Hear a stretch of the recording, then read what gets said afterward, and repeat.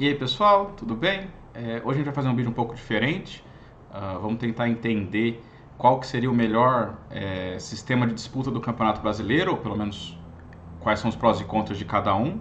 E depois então a gente pode discutir qual que cada um prefere, né? Antes de começar, vocês podem ver aí na tela uma página que é a do Brasil Base, que eu vou pegar alguns exemplos de campeonatos brasileiros. Essa página é excepcional, tem informações, todo o xadrez brasileiro de qualquer período que você pode imaginar, livros, estatísticas, jogadores, você pode baixar partidas. É muito mais completo, inclusive, que Mega Database, essas bases que você pode achar na internet. Então, vale a pena e é um site que merece ser citado e ser acessado, né? Bom, vamos agora começar pelo primeiro sistema, né? Eu vou só explicar um pouco por cima, que seria o sistema suíço. Vou até mudar aqui a tela, é referente ao brasileiro de 2004, que é o sistema suíço. Como é que normalmente funciona? Bom, basicamente tem uma lista de jogadores que vão jogar, pode ser de 2 até 1 milhão, independente, e aí você tem que ordenar do primeiro rate até o último rate. E normalmente costuma-se parcerar os jogadores. O primeiro rating, por exemplo, se tiver 10 jogadores, o primeiro rating pega o sexto rating, o segundo rating pega o sétimo e assim por diante. E aí, conforme as rodadas vão avançando, você vai tentando pegar jogadores que têm a mesma pontuação que você. Nem sempre é possível, às vezes você tem que pegar alguém com meio a mais, meio a menos, mas isso vai afunilando de maneira que normalmente quem ganha pega quem ganha, quem perde pega quem perde, quem está na metade da tabela pega quem está na metade da tabela. Isso vai afunilando bastante até chegar num campeão que pode ganhar isolado, mas pode ganhar empatado com vários jogadores, né? Um exemplo aqui a gente vê na tela, por exemplo, eu tive a oportunidade de jogar esse torneio, tô aqui em quinto, né? Esse não é a minha classificação inicial, é a classificação final, né? E se vocês foram ver na terceira rodada, tá lá que eu enfrentei o número 2 do torneio e tem um menuzinho, quer dizer que eu perdi, né? Ou seja, eu peguei o grande mestre Gilberto Milos, que me ganhou uma partida. Mas isso já mostra um pouquinho do sistema suíço. Por quê? Na rodada anterior, eu joguei de negras contra o grande mestre Rafael Leitão. Perdi, o que era o resultado esperado. E aí eu tô com 1 ponto e eu peguei o Gilberto Milos, que tinha 1,5 ponto, ou seja, meio a mais que eu. Ele tinha mais rating do que eu e eu dobrei negras, a gente fala, né? Eu mais uma vez joguei com as peças negras. Então, esse tipo de coisa é muito comum em sistema suíço e causa algumas distorções. Imagina que tem muitos jogadores para poucas rodadas. Chega a última rodada, tem muita diferença de quem você vai pegar ou quem você poderia pegar. Por exemplo, chega 4 jogadores na última rodada com, sei lá, 7 pontos. Eles vão meio que decidir entre eles. Só que tem talvez 3 jogadores muito fortes e um que, não vou dizer que é um azarão, mas chegou lá, teoricamente é o mais fraco deles. Então, o que pegar esse jogador que é o mais fraco, teoricamente é o favorito. E os outros dois meio que se matam ali em cima.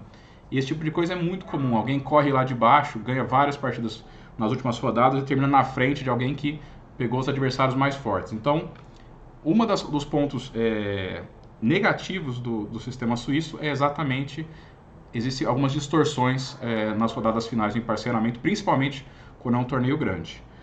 Tem pontos positivos também, por exemplo, é um torneio mais curto. Você pode fazer um torneio com muitos jogadores em 9 dias, 10 dias, não mais que isso. Então, em termos de custo, isso com certeza ajuda. Outro ponto que eu acho que é positivo é que é um torneio democrático. Pode jogar o Brasil inteiro nesse torneio, né? Claro que depende das regras, né? Pode ser um torneio menor, como esse aqui, que foi um torneio com 28 jogadores, mas poderia ser um torneio com 200. E aí você tem essa vantagem. Uma vantagem, por exemplo, para o organizador, é que talvez ele possa cobrar taxa de inscrição, aí teria que ter alguém que entende disso para falar, né? Como jogador, tem, de novo, a parte positiva, qualquer um pode jogar, mas você não consegue preparar direito, né? Porque você não sabe quem você vai jogar só em cima das partidas, você pode tá jogando um torneio muito bom e por causa de um parceramento meio estranho você desperdiçou o torneio, mas por outro lado, o fator de todo mundo poder jogar tem seu mérito. Bom, esse é o sistema suíço.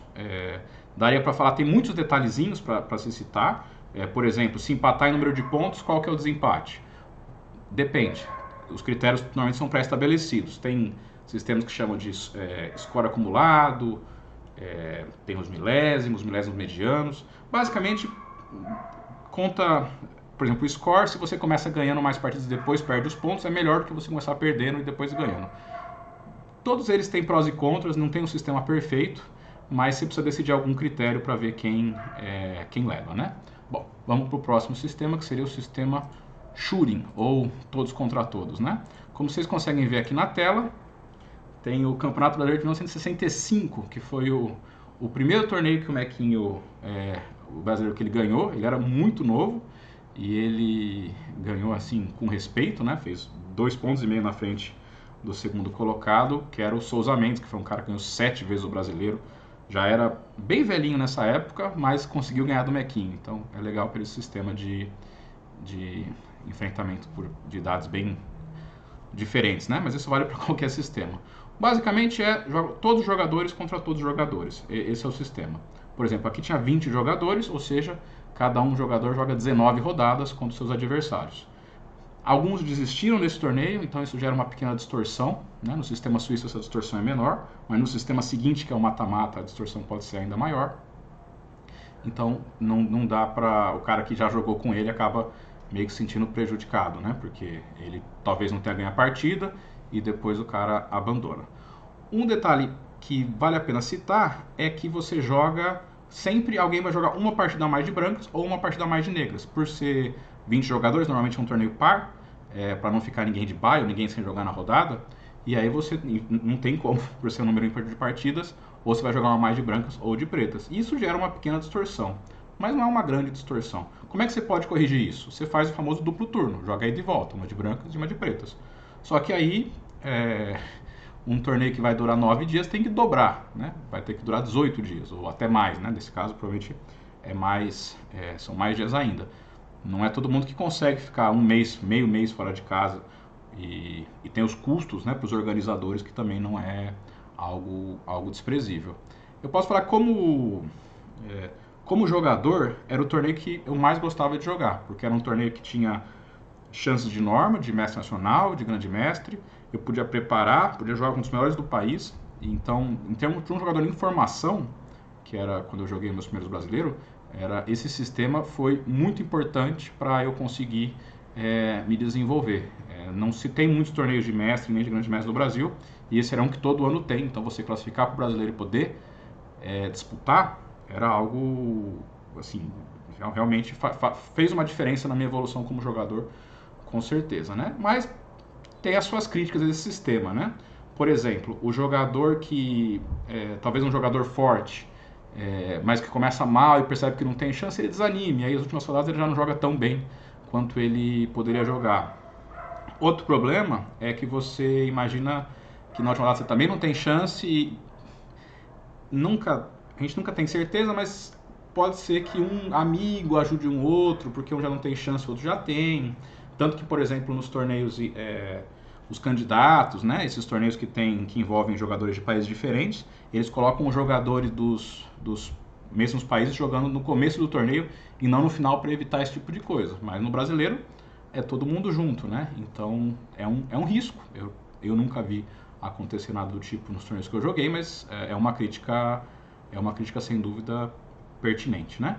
O campeão é quem fez mais pontos, o desempate, de novo, é o organizador que decide, mas tem prós e contras cada um deles, mas normalmente é pré-estabelecido, né? Às vezes, quando empata o campeão, tem às vezes um playoff, alguma disputa a mais, né? Normalmente nas posições intermediárias não tem nenhum problema.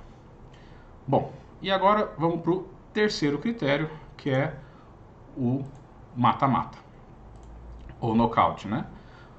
Tem alguns pontos positivos, mas vamos à lógica. A lógica você tem, por exemplo, 8 jogadores, o primeiro rating do torneio pega o 8º rating, o segundo pega o 7º, é o inverso do suíço, e assim por diante até chegar o 4º contra o 5º colocado. Nesse caso, se fosse só uma partida, seria muito injusto, porque o cara que tem brancas tem uma vantagem considerável. Então, você tem que ter uma partida de brancas e uma partida de pretas, né? Para começo de conversa. Não tem como ter menos do que isso. Aí, e se empatar? Aí tem um sistema de desempate, que não faz sentido ter... tem que ser outras partidas. Não tem um critério para você desempatar contra 2 jogadores e só jogar entre eles. E ele normalmente faz sistemas de rápidas, depois seguir empatando blitz, até eventualmente o Armagedon, a morte súbita que a gente chama, né? E aí vai afunilando.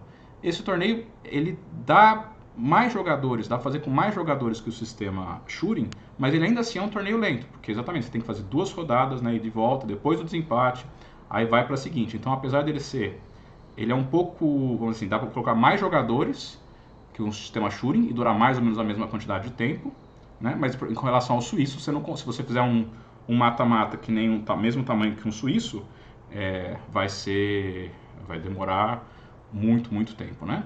Uma crítica que eu acho que é bem relevante nesse sistema é que o fato do desempate poder ser decidido num blitz ou num Armagedon, o cara pode ser campeão brasileiro, ou de qualquer outro torneio que tem esse sistema, sem ganhar uma partida pensada. É quase impossível isso acontecer, mas pode acontecer, né? Então, se o cara for um especialista de blitz e um jogador ok nas pensadas, ele vai sobrevivendo, lutando nas partidas e vai pro blitz e leva lá. Então, o blitz é divertido, ainda assim é um estilo, um tipo de jogo, né?